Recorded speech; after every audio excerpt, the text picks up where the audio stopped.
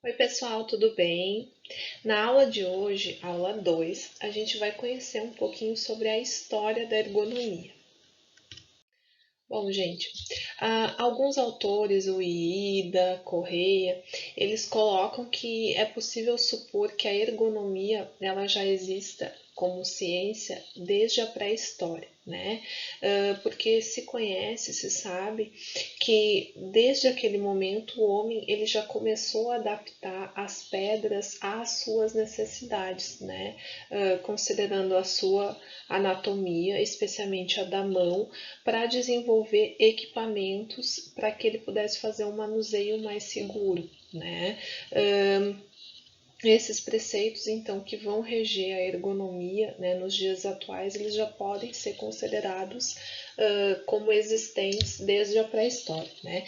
Na imagem vocês podem ver então um martelo, né, que foi esculpido, né, de uma forma em que uma pedra foi esculpida e que foi amarrada junto a um pedaço de pau, provavelmente, né? Aqui a gente já pode ver que é uma alusão ao que a gente conhece hoje como martelo.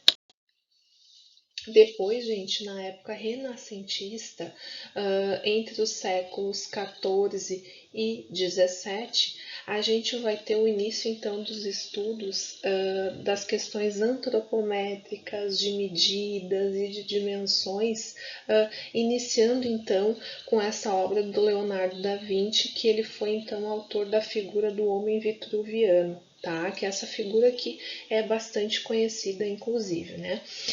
Nessa figura, ela foi a primeira representação gráfica assim, que deu conta das dimensões do homem, né, relacionadas à questão de movimentação do corpo.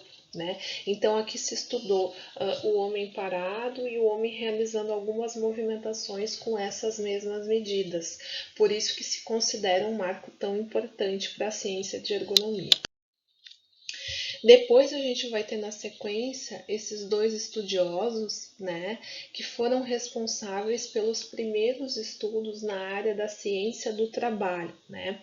Como eu comentei com vocês na nossa primeira aula, que foi síncrona, a ergonomia esteve até muito tempo muito relacionada às práticas de atividades de trabalho, né? As práticas de trabalhos laborais, em fábricas e tudo mais. E esses principais autores, então, eles foram os primeiros, primeiro Bernardino aqui, que era um italiano, que foi o primeiro então a escrever sobre um estudo, né, sistematizando as doenças relacionadas ao trabalho. Então, ele foi o primeiro que sistematizou, que conheceu que determinados movimentos, que determinadas atividades poderiam causar doenças. Tá? E esse outro autor aqui, ele foi responsável por um livro muito conhecido e bem importante, que é o Ciência do Trabalho. Depois a gente tem aí, a partir de meados do século XVIII na Inglaterra, com a questão, né, da Revolução Industrial, onde aconteceu uma série de avanços tecnológicos e aí que o trabalho, a realização de uma atividade de trabalho, ela acabou ganhando novas abordagens, tendo novos impactos, né, especialmente no processo de produção, que passou a ser sistematizado, né? Então, o que a gente conhece hoje em dia como as células de trabalho, por exemplo, em que cada pessoa faz uma determinada atividade, para que o produto seja acabado, para que se tenha um produto final, começou a acontecer aqui, né?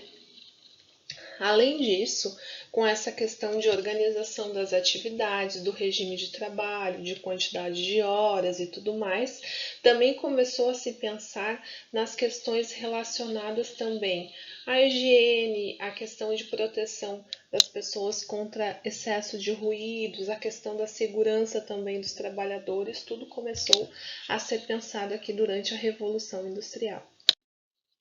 Durante a Segunda Guerra Mundial, também o Iida, que é um autor, né, do livro que eu já comentei na outra videoaula, bem importante, ele coloca que a Segunda Guerra Mundial também teve um marco bastante significativo, justamente porque na Segunda Guerra Mundial se percebeu que estavam sendo inventados, produzidos novos armamentos, novos equipamentos e que as pessoas não sabiam manusear esses equipamentos, né? E aí o que aconteceu?